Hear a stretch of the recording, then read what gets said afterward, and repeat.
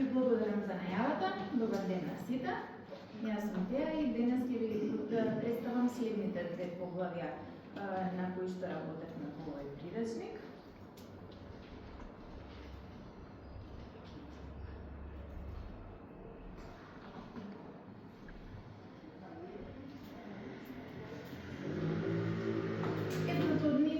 Учениците со аутизам, кога би били активно вклучени во физичките активности, меѓутоа преку интегриран пристап на методологија, односно тука се опфатени комбинираното, т.е. хибридно учење, практичното и неформалното учење.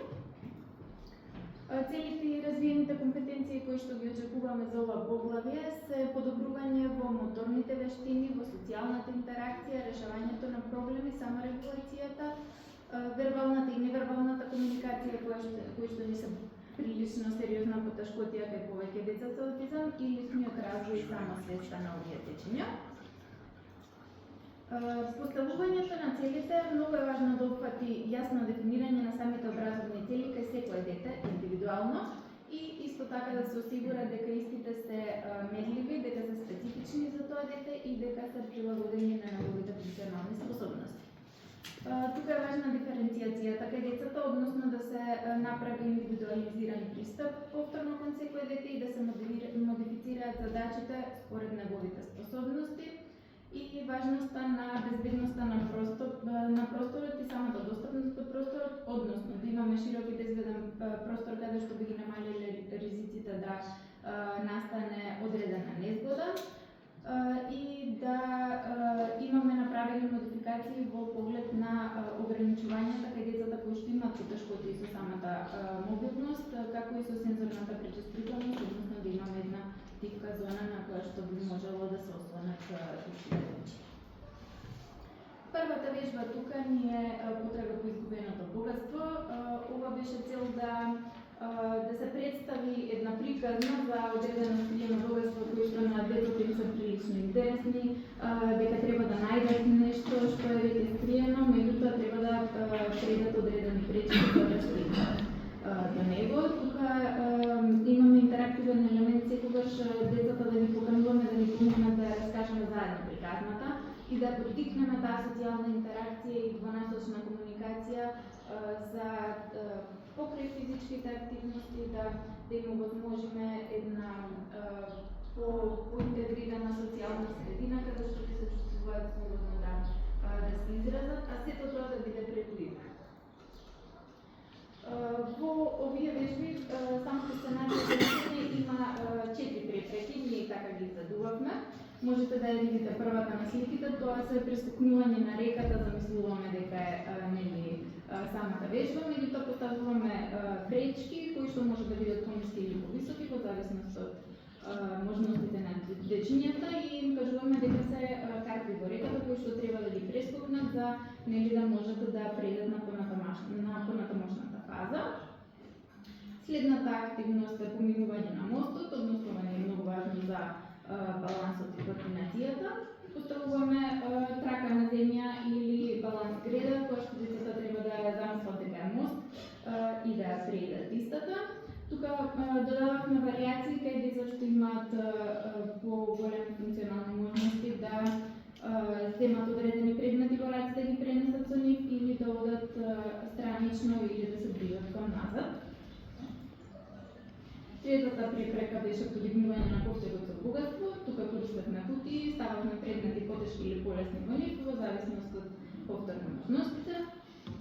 И четвртото беше служувалка со мапата на самото богатство. Тука делчиња од служувалки беа расфрлени во просторот. За налогот беше дека секој детенце треба да собере дел и заедно како тим да ги состават за да може да стигнат до крајот на самата потрака. Следната вежба ни е предизвик со препреки. Тука важно ни беше да имаме јасни визуелни инструкции. Сите ресурси ни беа поставени, да речеме на сликата, меѓутоа сепак во затворен простор.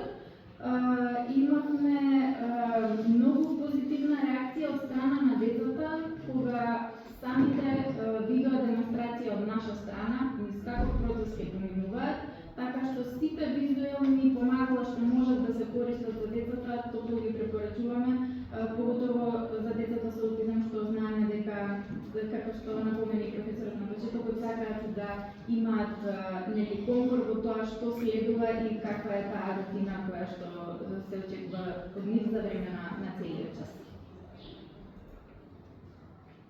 Во предизвикот со препреки, децата почнуваат со преминување на пречките, дали индивидуално или во парови. Тука поттикнувавме заедничка работа за меѓусебно да се поттикнуваат на социјална интеракција и на комуникација.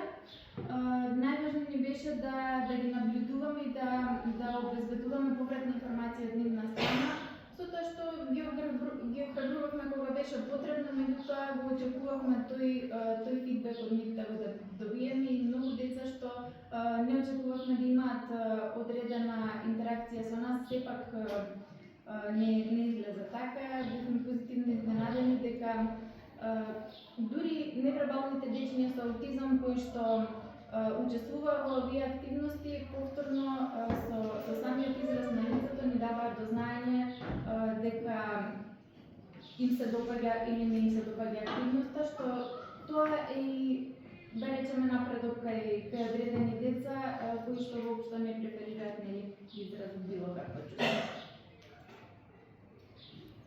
Во стратегијата за оценувањето на самите резултати од активностите, важно е да ги наблюдуваме постојано децата, да ги следиме нивните моторни вештини, социјалните интеракции, да забележуваме дали успешно ги извршуваат физичките задачи и социјалната интеракција, односно соработката во тимови.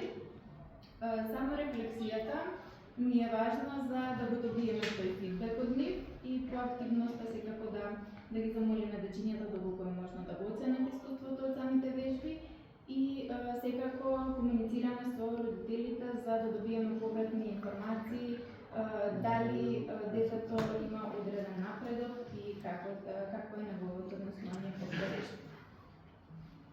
Наставните совети тука ни беа да се користат како клучни број визуелни знаци, да имаме секогаш позитивно отрабување кај децата, темпото и флексибилноста да бидат адаптирани на секое дете, сензорноста да се земе во предвид, односно креативни зони секогаш да ни бидат како опција за неисмалување на предизвикувачкото однесување, да ги поттикнуваме да прашуваат за самите активности, повторно таа интеракција да имаме, да го потенцираме успехот, иако некои активности не се успешно изведени од нивна страна, важен е тој поттик за да имаат они самите мотив понатаму да учествуваат во истите, и визуелна рефлексија доколку користиме видеоматеријали и слики да им покажеме како сето тоа изгледа кога го прават.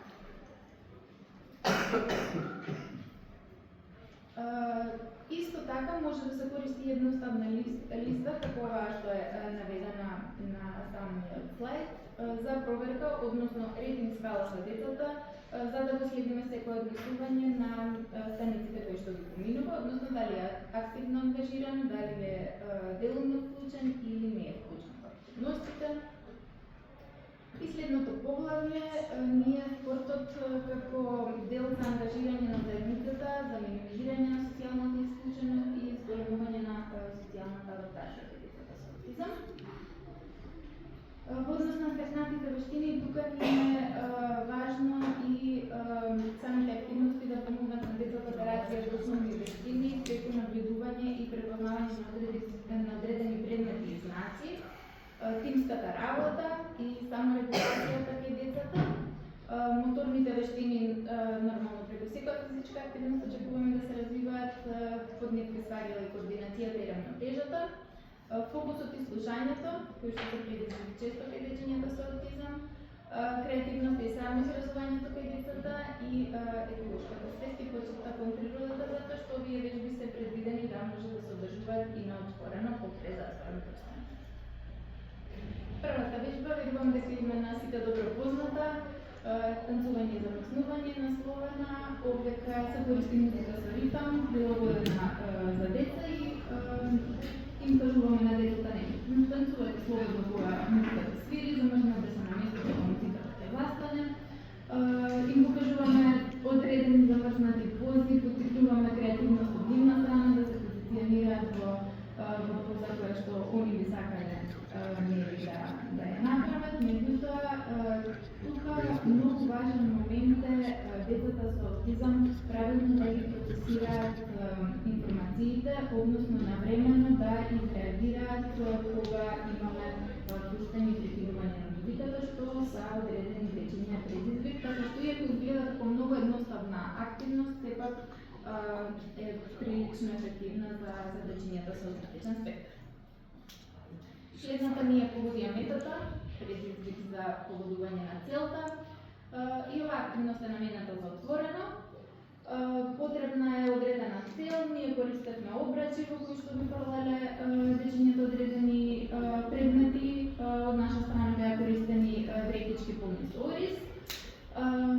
Целта ја означуваме во согласност со висината на учениците и со тоа колку далеку можат да фрлат. Учениците се редат еден за друг и најизменично го фрлат дадениот предмет, значи тука ни е целта да детето го научиме преку физичка активност да чека ред и да разбере дека не е само тоа што треба да извршува активноста, туку сите други деца треба да имаат еднаков пристап кон активноста, како и нив. Следната ни е прилично интересна активност, која беше прилично комплексна за одредени дечиња што има потешкотија со координацијата. Тука се делат во парови самите деца и држат марама на двата краја од марамата. Внатре е ставена топка.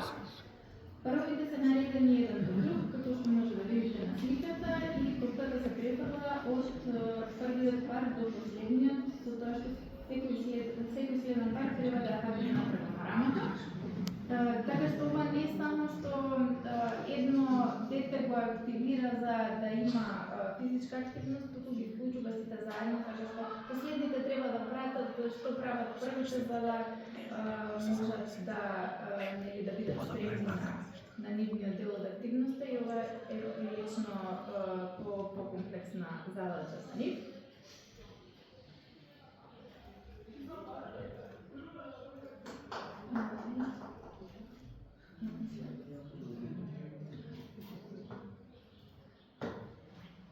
Сите овие активности имаат за цел да постигнат основните физички, социјални и когнитивни вештини од учениците со фокусот како на тимска работа, односно решавање тимски проблем и сепак личен развој за секој дете.